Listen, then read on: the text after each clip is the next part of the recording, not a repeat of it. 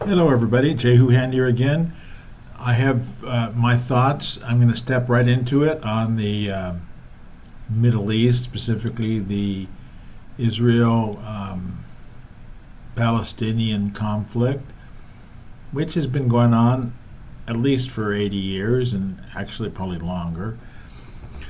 And over the years, I've done quite a bit of research on this. I've read the Jewish apologists, the Israeli apologists, and they have a very convincing case, and which is, basically, I think the strongest part of it is we were here a long, long, long time ago. Most of the people who call themselves Palestinians were actually recent immigrants brought in by the British for labor.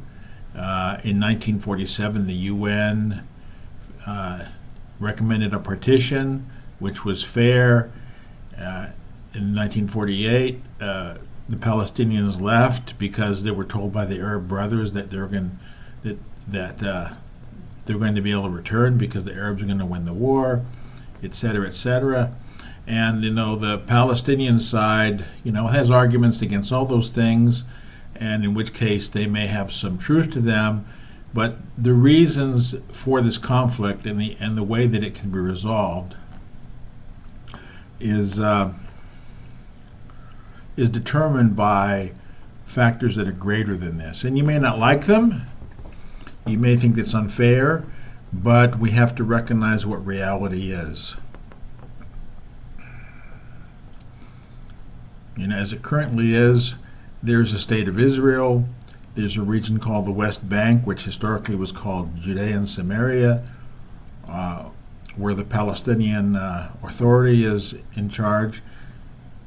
And there's Gaza, which is southeast, which is the Gazans live there, and of course that's where the current war is going on.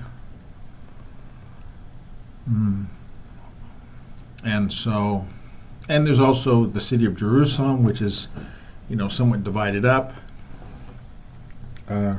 including the holy sites that are sites that are holy to both the Jewish, Muslims, and Christians. So how do we solve this problem? Well, I look, for example, at the 1947 partition proposal. If you're not familiar, in 1947, the UN came up with a partition proposal, which looks a lot like,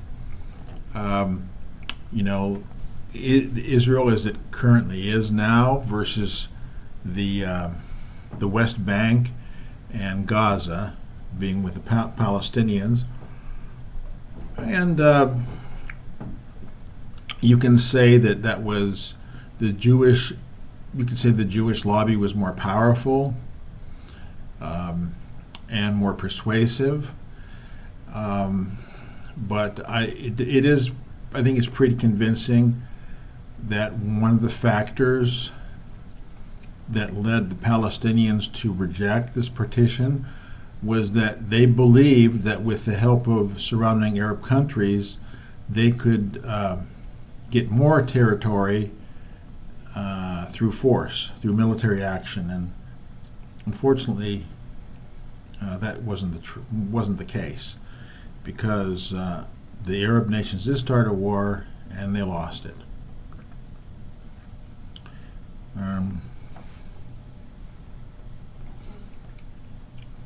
And we have the situation right now where you have Israel.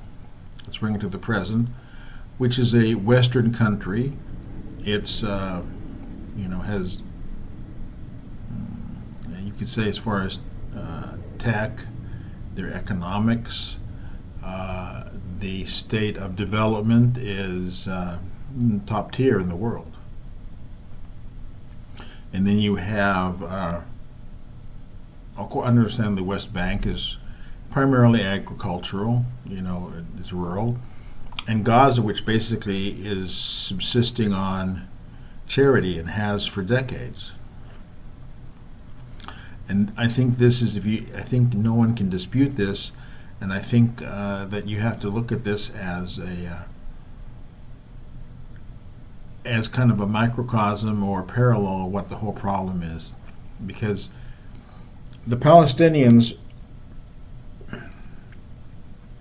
have had I think the pattern that they've demonstrated is they have a unique ability to not see reality. The 2000 Camp David Accords,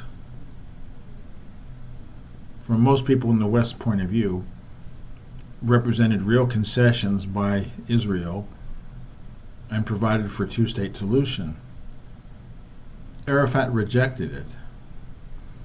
This, I think, is partly a personality issue, but I believe the best analysis of why he rejected such a good deal, well, there's a more cynical explanation too, but the best non-cynical explanation is that he had led the people he represented, the Palestinians, to have unrealistic expectations. And so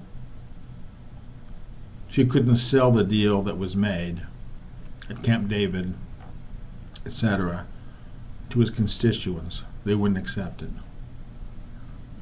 The more cynical point of view would be that making the deal would end the flow of money. It's certainly true that Arafat made a fortune. The leaders of Hamas are worth billions of dollars.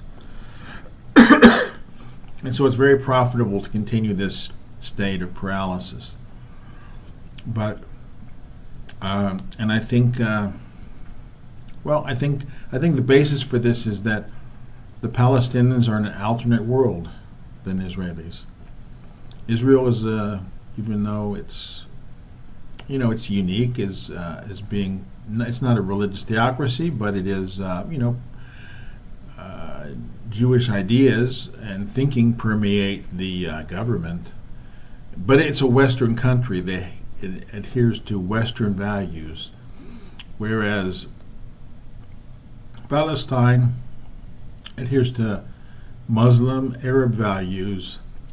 And I'm not trying to say to go into the truthfulness of Islam versus Judaism, Christianity. I'm not trying to go into the morality here, but the problem is that it doesn't work very well, because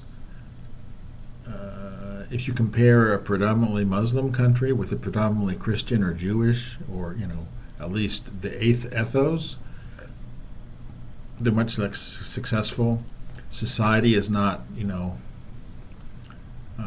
is problematic. Tends to be more oppression, and so, and part of the Western tradition is rational thinking, and there's an absence of rational thinking on that side, and you have to realize that for the longest time, the surrounding Arab countries don't want any Palestinians in their country.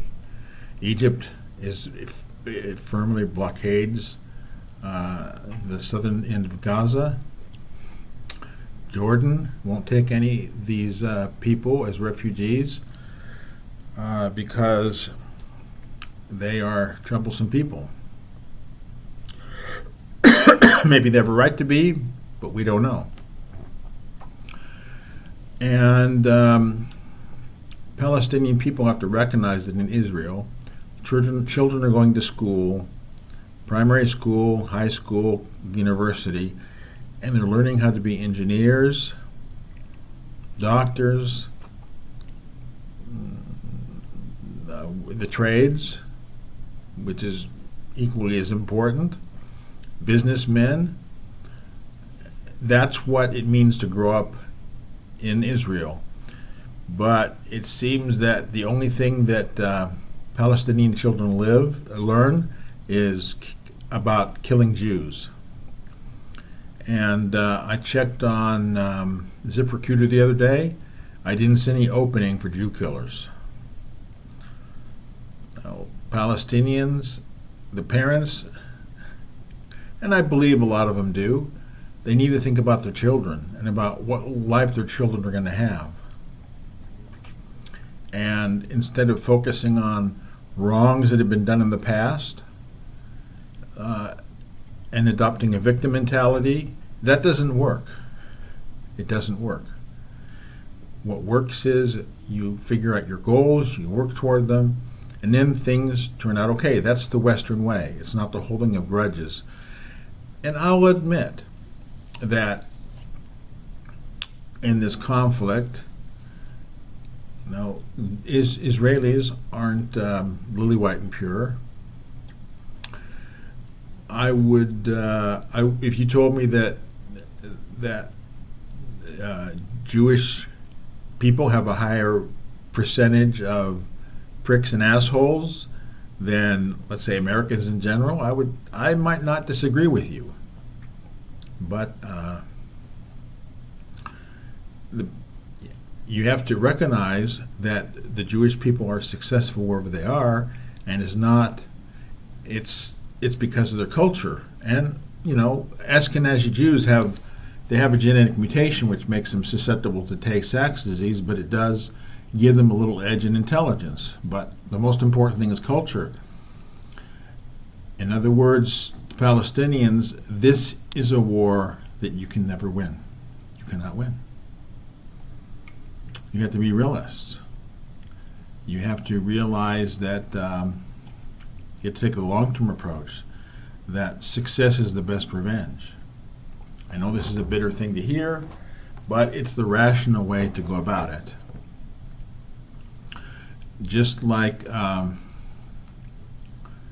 in California, we had laws that prevented Chinese and Japanese from immigrating. Some of them were able to immigrate, they heard before. What did they do? They didn't moan and bitch about discrimination or this and that. They got to work, they worked hard, and there's some unfairness. I believe that what FDR did to the Japanese was criminal during World War II, but they persevered, and they're certainly successful. And so I'm a kid who grew up with an invalid mother, an alcoholic father, and I remember for a period of time having one pair of jeans and one shirt that I washed out every couple of days and hung on my curtain rod so they wouldn't be too smelly. And I did pretty good, so you can do better too. But that's just reality. It's like a reality of conflict and wars, and there's always going to be conflicts in the world because we're human. But making a two-state solution won't work because over time the Palestinians have had the attitude that they really don't want to have a two-state solution. They want to eliminate the Jews. That's going back to the 1940s. They just want to kill them all, drive them away. And unfortunately, that won't work. And my Palestinian friends, the Jews are very smart people, and they're hardworking, and they have more rationality than you do. And so that's how you're never going to win. It's just not going to be possible. So it's time to grow up, see reality, and move on. Okay? Thank you.